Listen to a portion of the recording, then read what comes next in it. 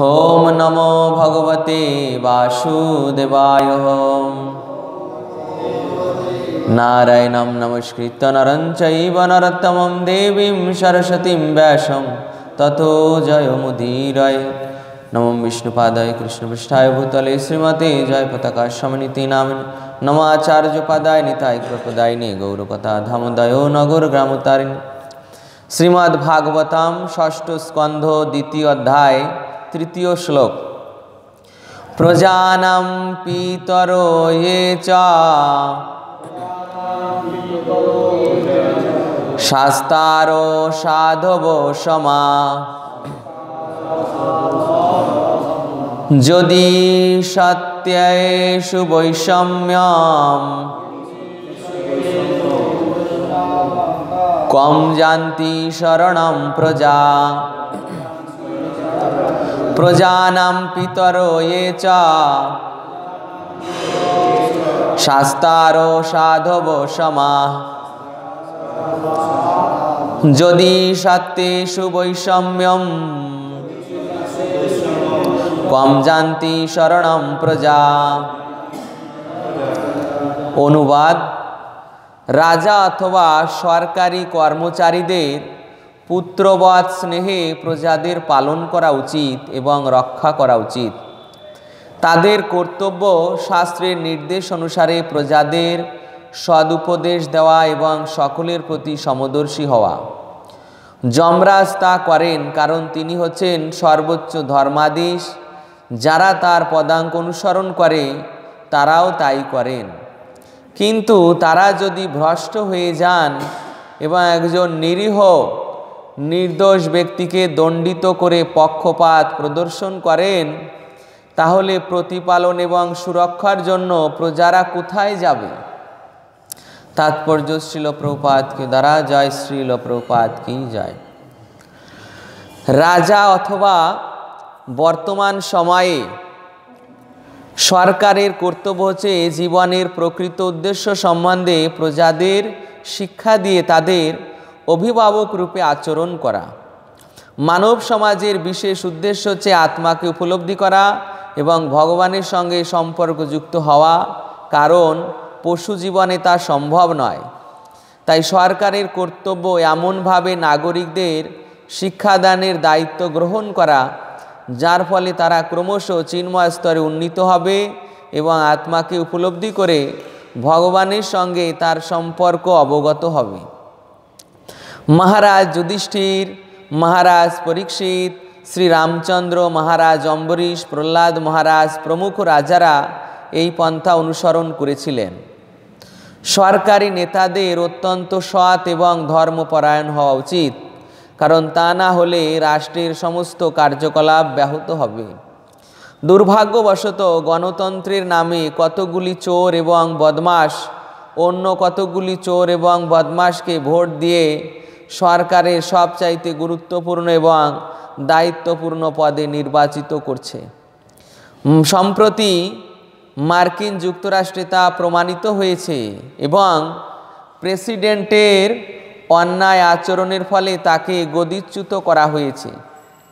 এটি কেবল একটি ঘটনা, এই রকম আরও কত দৃষ্টান্ত রয়েছে। যেহেতু এই কৃষ্ণ ভাবনামৃত আন্দোলন অত্যন্ত গুরুত্বপূর্ণ, তাই মানুষের কর্তব্য কৃষ্ণ ভক্ত হওয়া এবং কৃষ্ণ ভক্তিবিহীন কোনো ব্যক্তিকে ভোট না দেওয়া। তার ফলে রাষ্ট্রে প্রকৃত শান্তি এবং সমৃদ্ধি আসবে। বৈষ্ণব যখন দেখেন যে সরকার যথাযথভাবে রাষ্ট্র পরিচালনা করতে না পারার ফলে সর্বত্র বিশৃঙ্খলার সৃষ্টি হয়েছে, তখন তিনি তার অন্তরে গভীর সহানুভূতি অনুভব করেন এবং কৃষ্ণ ভক্তি প্রচার করার মাধ্যমে সেই পরিস্থিতি পবিত্র করার যথাসাধ্য চেষ্টা করেন। এখানেই ছিল প্রভুপাদের প্রাঞ্জল তাৎপর্য সমাপ্ত হলো। এই যে শ্লোকটি, এটা কারা বলছেন? বিষ্ণুদূতেরা। বিষ্ণুদূতেরা বলছেন, ভগবানের পার্শ্বদগণ, যে এই যে তোমরা ধর্মরাজের অজুহাত দেখিয়ে অজামিলকে গ্রেপ্তার করতে এসেছ, অজামিলকে নরক লোকে নিয়ে যেতে এসেছ, এ ব্যক্তি তো ধর্মাত্মা, তো তোমরা যমরাজের আদেশে এখানে এসেছ, নিজেদের যমরাজের দূত বলছ, এই যে তোমাদের দ্বারা মহা অন্যায় আচরণ হচ্ছে, তাই আমরা বুঝতে পারছি যে ধর্মরাজের সভায় অধর্ম প্রবেশ করেছে। তো যদি ধর্মরাজের সভায় অধর্ম প্রবেশ করে, যে ধর্মের সর্বোচ্চ পর্যায়ে রয়েছে, ধর্মাধীশ যাকে বলা হয়, ন্যায় অন্যায়ের বিচার করছেন, ধর্ম অধর্মের বিচার করছেন, এই রকম তার সভায় অধর্মের প্রবেশ করেছে। জনগণ যার কাছে ধর্ম অধর্মের বিচার পেতেন, তার সভায় যদি এই প্রকার অধর্মের প্রবেশ হয়, তাহলে জনসাধারণ কার কাছে ন্যায্য বিচার পাবে? জনসাধারণ কার নিকট শরণাপন্ন হবে? যদি তাদের যিনি শরণ দেওয়ার যোগ্য ব্যক্তি, তিনি যদি এইভাবে তাদের সুযোগের অসৎ ব্যবহার করেন। মনে করুন যে কোনো মাতা যে তার সন্তানকে লালন পালন করছে, সন্তানও নিশ্চিত যে মাতা আমাকে লালন পালন করবেন, তো সেই সন্তানকেই যদি মাতা হত্যা করতে চায়, তাহলে আর কার কাছে শরণ নেবে? তারপর যিনি রক্ষক, প্রজাদের রক্ষক রাজা, যার কাছে প্রজারা শরণ নেবে, সেই রাজাই যদি তাদের উৎপীড়ন করতে চায়, অনাচার করতে চায়, তাদের ধন সম্পদ লুণ্ঠন করতে চায়, তাহলে প্রজার কার কাছে শরণ নেবে? তো সেই কথা বলছে, প্রজানাম পিতর এ য শাস্তর সাধব সমা। যে রাজা অথবা যিনি পিতা বা যিনি পালক, তিনি তার আশ্রিত জনকে সর্বদা পালন করেন।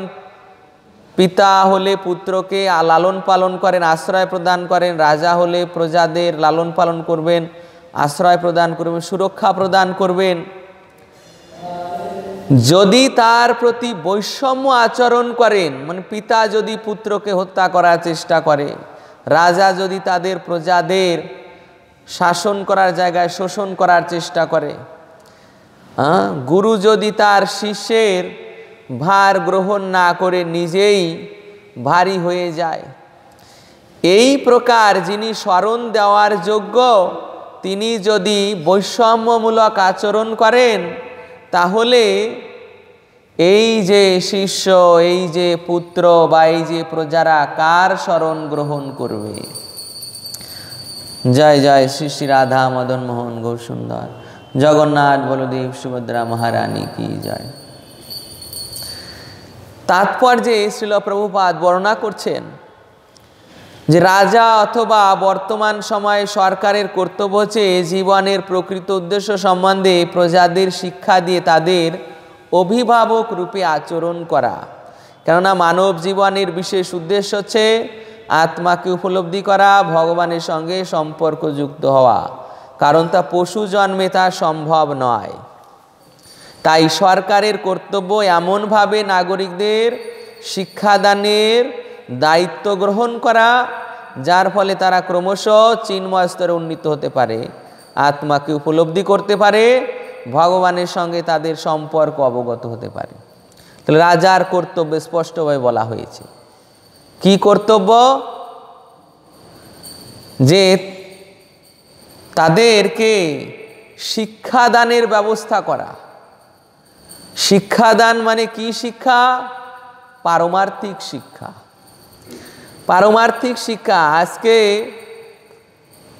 সমগ্র ওয়ার্ল্ডে শিক্ষা হচ্ছে, কিন্তু সরকারি পর্যায়ে পারমার্থিক শিক্ষার ব্যবস্থা হচ্ছে না। শিক্ষা হচ্ছে জাগতিক শিক্ষা, কিভাবে অর্থ উপার্জন করতে হবে, কিভাবে মনে করুন জনসাধারণের সেবা করতে হবে, কিভাবে বিজ্ঞানী হতে হবে, ডাক্তার হতে হবে, আর্কিটেকচার হতে হবে, তারপর যুদ্ধের অস্ত্রশস্ত্র তৈরি করতে হবে, তারপর ঔষধ তৈরি করতে হবে। এই সমস্ত শিক্ষা হচ্ছে, কিন্তু এই সমস্ত শিক্ষা হচ্ছে এই জগতে কারাগারের আমাদের মেয়াদ বৃদ্ধি করার শিক্ষা। যতই ভালো ব্যবস্থা করি না কেন, যতই এই জড়জাগতিক শিক্ষা উন্নত হোক না কেন,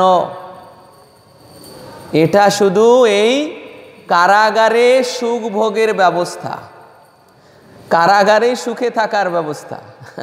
কেননা এই জগৎটা বলেছে যে ভব কারাগার, এটা আছে মায়ার কারাগার, মায়ার রচিত কারাগার। এখানে যতই সুযোগ সুবিধা দেওয়া হোক না কেন, আমরা এই কারাগারে থাকব।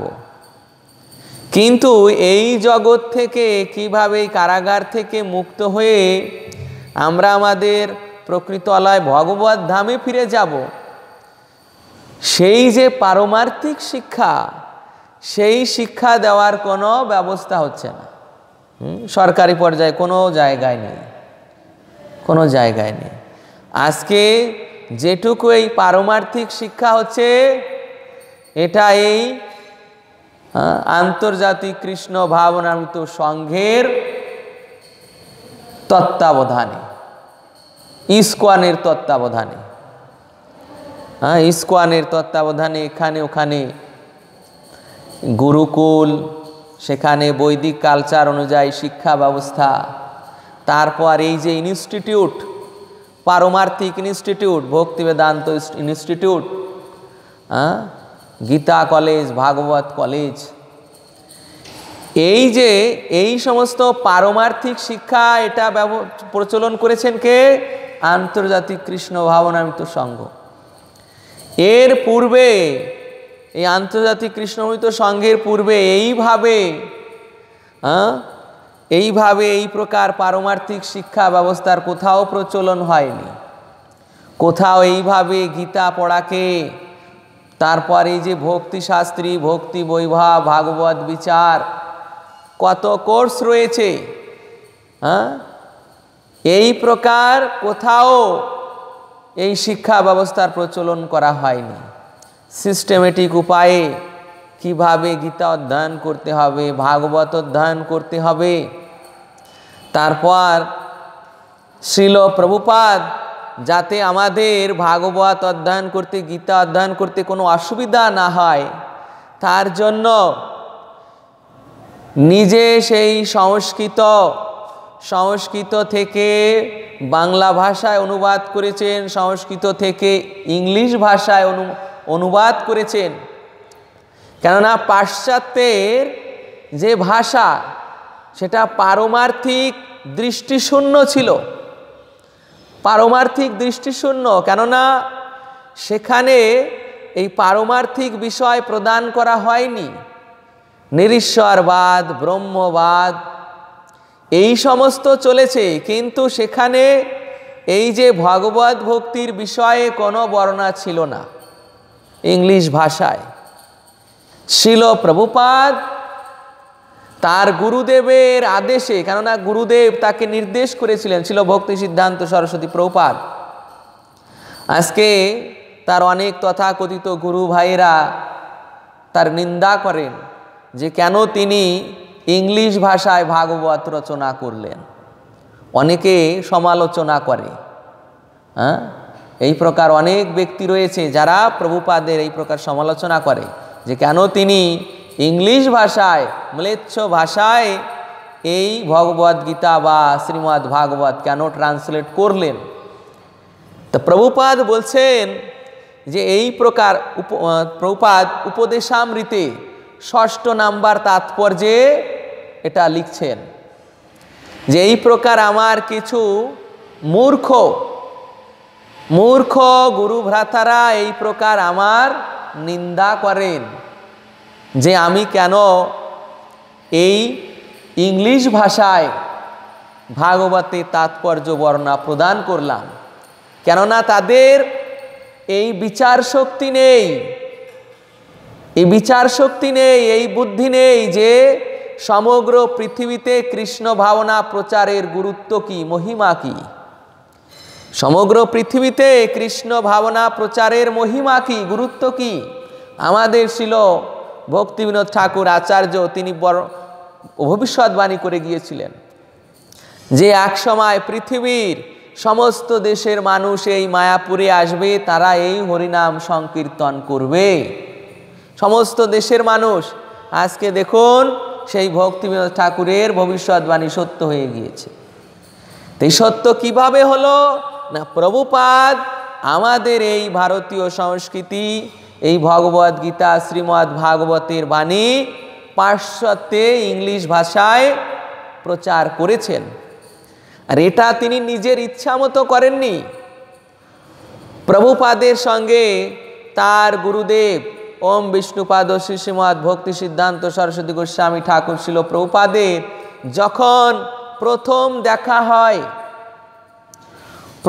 দেখা হয় কলকাতার বাগবাজারে, ভক্তি সিদ্ধান্ত সরস্বতী প্রভুপাদ অভয় বাবুকে দেখে বললেন, অভয় বাবু,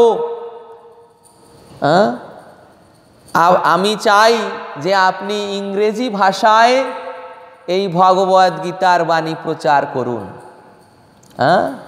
ভক্তি সিদ্ধান্ত সরস্বতী প্রভুপাদ প্রথম দর্শনই বলেছিলেন যে আমি চাই আপনাদের মতো এই প্রকার শিক্ষিত যুবক এই ভগবদ গীতার বাণী, ভাগবতের বাণী ইংলিশ ভাষায় প্রচার করুন।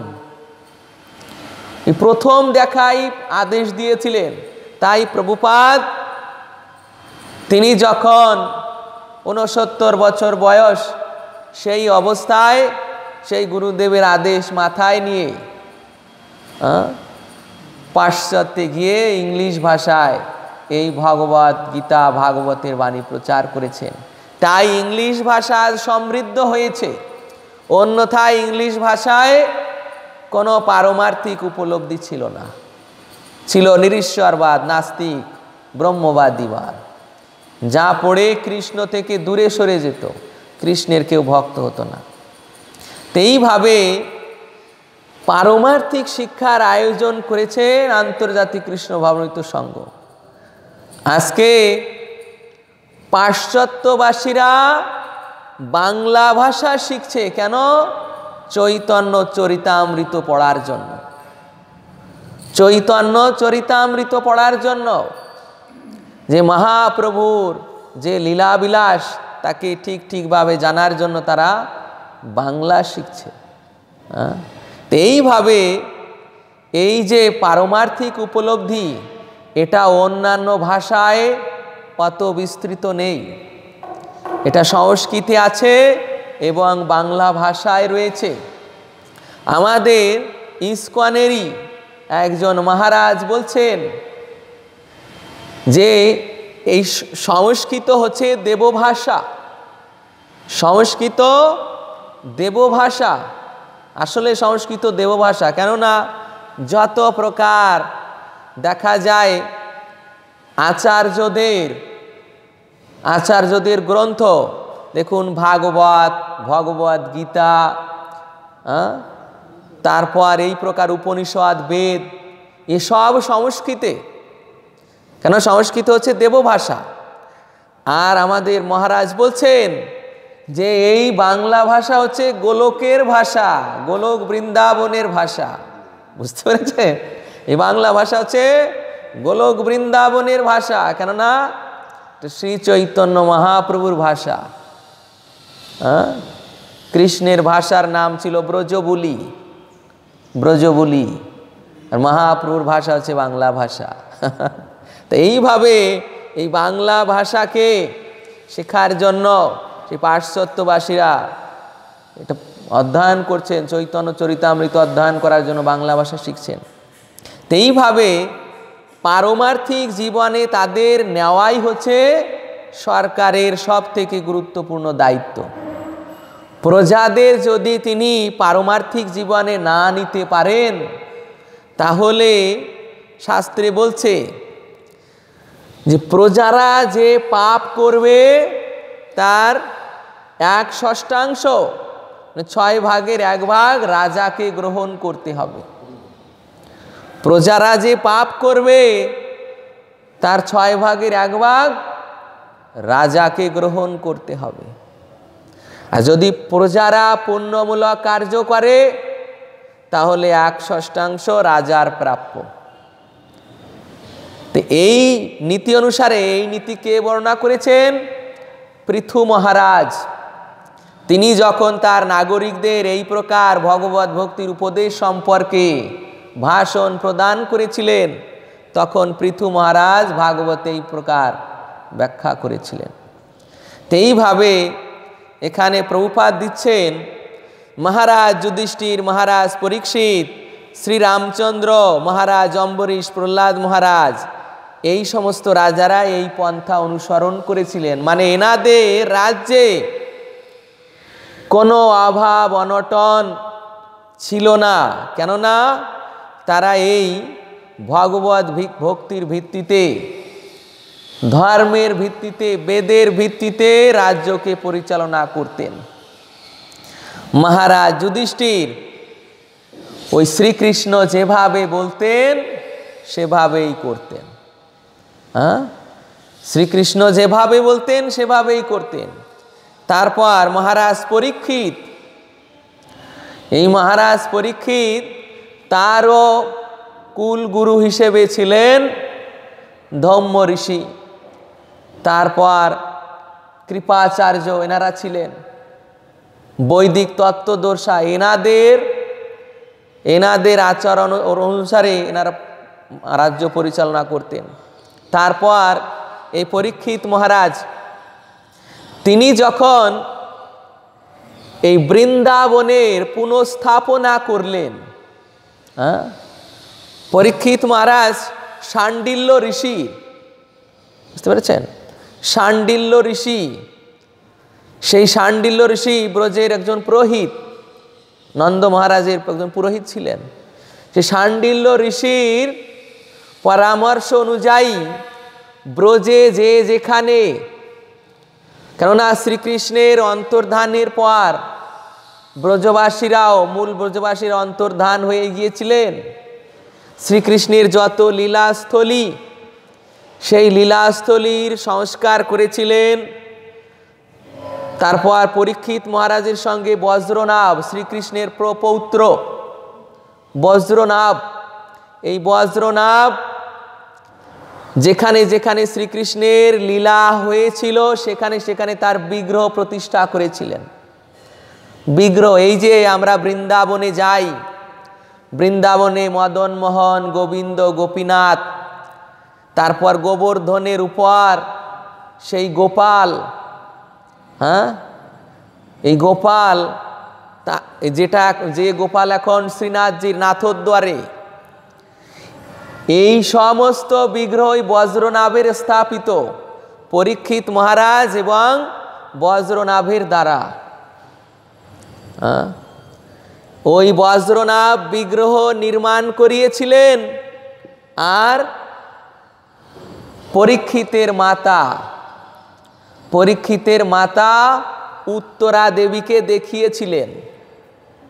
এই পরীক্ষিত মহারাজের মাতা, যে মাতা দেখুন আমি যে বিগ্রহ তৈরি করেছি কেমন হয়েছে। তখন ওই উত্তরা দেবী বলেছিলেন যে এই যে তুমি মদন মোহনকে তৈরি করেছ, এই মদন মোহনের চরণ ঠিক কৃষ্ণের মতো হয়েছে। এই মদন মোহনের চরণ ঠিক কৃষ্ণের মতো হয়েছে, কৃষ্ণের চরণের মতো। তারপর গোপীনাথজি, এই যে গোপীনাথজির বিগ্রহ তৈরি করেছ, এই গোপীনাথজির বক্ষস্থল ঠিক কৃষ্ণের মতো হয়েছে। তারপর এই যে গোবিন্দকে তৈরি করেছ, এই গোবিন্দের মুখমণ্ডল ঠিক কৃষ্ণের মতো হয়েছে। এইভাবে উত্তরা দেবী নির্ণয় করেছিলেন। তাই আমাদের এই সেই বিগ্রহ, এই সেই তিন বিগ্রহ মদন মোহন, গোবিন্দ, গোপীনাথ, ওই যে বৃন্দাবনে যদি কেউ একসঙ্গে দর্শন করে তাহলে তাদের পূর্ণ কৃষ্ণের অবয়ব দর্শন হয়ে যায়। তারপর গোপালকে ওই গোবর্ধনের উপর সেখানে মন্দির প্রতিষ্ঠা করে গোপালের পূজা হতো। পরবর্তীতে যখন ঔরঙ্গজেব বৃন্দাবনে আক্রমণ করে, তখন ওই গোপালকে তার পূজারীরা নিচে গুফার মধ্যে ঝোপঝাড়ের ভিতর রেখে পালিয়ে গিয়েছিলেন। শেষে পরবর্তীতে যখন শ্রীপাদ মাধবেন্দ্র পুরী বৃন্দাবনে যান, তখন আবার সেই গোপাল প্রকটিত হন, আবার ওই গোবর্ধনের উপর তার মন্দির তৈরি হয়। সেখান থেকে আবার তিনি নাথদ্বারে চলে গিয়েছিলেন। তো এইভাবে তৎকালীন সময় রাজারা জনসাধারণের কিভাবে কৃষ্ণ স্মৃতি হবে, এই পরীক্ষিত মহারাজ যেখানে যেখানে যেতেন সেখানে জনসাধারণ এসে তাকে ঘিরে ধরত, ঘিরের তার সম্মুখে তার পাণ্ডবদের, পঞ্চপাণ্ডবদের কথা বর্ণন করতেন। কেন? পঞ্চপাণ্ডবদের কথা ছিল কৃষ্ণ সম্বন্ধীয়, যে ওই পঞ্চপাণ্ডবদের কথা বলতেই শ্রীকৃষ্ণের বিষয় চলে আসবে। এই জন্য তারা ওই পরীক্ষিত মহারাজের সামনে এই পাণ্ডবদের শ্রীকৃষ্ণের সঙ্গে লীলাবিলাস বর্ণনা করতেন। এইভাবে পরীক্ষিত মহারাজও তাদের প্রতি সন্তুষ্ট হয়ে তার সমস্ত আভূষণ তার প্রজাদের দিয়ে দিতেন। এইভাবে তার প্রজাদের রক্ষা করতেন, তার প্রজাদের তিনি ভগবত ভক্তির পথে নিতেন। আর জীবনের শেষে এই পরীক্ষিত মহারাজ সকলকে শিক্ষা দেওয়ার জন্য ভাগবত শ্রবণ করতে করতে দেহ ত্যাগ করলেন, শিক্ষা দিয়ে গেলেন, মহান শিক্ষা। যে এই প্রকার একজন চক্রবর্তী সম্রাট সর্বশেষ কিসের আশ্রয় নিলেন? ভাগবতের। কি শ্রবণ করলেন? কৃষ্ণ কথা। কোথায় গেলেন? ভগবত ধাম চলে গেলেন। এইভাবে তিনি ভাগবতের এই মহান প্রচারক হিসেবে ভাগবতের প্রচার করতে করতে জনসাধারণকে শিক্ষা দিলেন, জনসাধারণ যেন এই ভাগবতমুখী হয়, কৃষ্ণমুখী হয়। এইভাবে এই প্রকার রাজারা, অম্বরীশ মহারাজ, প্রহ্লাদ মহারাজ, যুধিষ্ঠির মহারাজ, এনার এই ভাগবত ধর্মের প্রচারক ছিলেন, কৃষ্ণের প্রচারক ছিলেন। পারমার্থিক জগতে নিজেরা ছিলেন, প্রজাদেরকে কৃষ্ণ ভক্তিতে আনয়নের মাধ্যমে তাদেরকেও সদ্গতি প্রদান করেছেন, তাদেরকেও ভগবত ধামে ফিরে যাওয়ার সুযোগ প্রদান করেছেন। এই হচ্ছে রাজার কর্তব্য, পিতার কর্তব্য, প্রশাসকের কর্তব্য। অন্যথায় যদি রাজা এই কর্তব্য পালনে অবহেলা করেন তাহলে তিনি তার জন্য দণ্ডভোগী হন। যদি মনে করেন এখন কেউ দণ্ডভোগ পাচ্ছে না, ভবিষ্যতে তারা সকলকে এই প্রকার রাজা, এই প্রকার যিনি জজ রয়েছেন, অন্যায় আচরণ করছেন, এই প্রকার যারা সরকারি কর্মচারী হয়ে ঘুষ গ্রহণ করছেন, তাদেরকে শুকর মুখ নরকে গিয়ে ওই আখ পিসা মেশিনে যেমন পিসা হয়, পিষে ছোবলা বার করে দেবে। হরে কৃষ্ণ। জয় জয় মূল পুরাণ শ্রীমদ্ ভাগবতম কি জয়, শ্রীল প্রভুপাদ কি জয়, সমবেত গৌর ভক্তবৃন্দ কি জয়, নিতাই গৌর প্রেমানন্দে হরি হরি। হরে কৃষ্ণ কৃষ্ণ কৃষ্ণ হরে হরে, হরে রাম রাম রাম হরে হরে। শ্রীল প্রভুপাদ কি।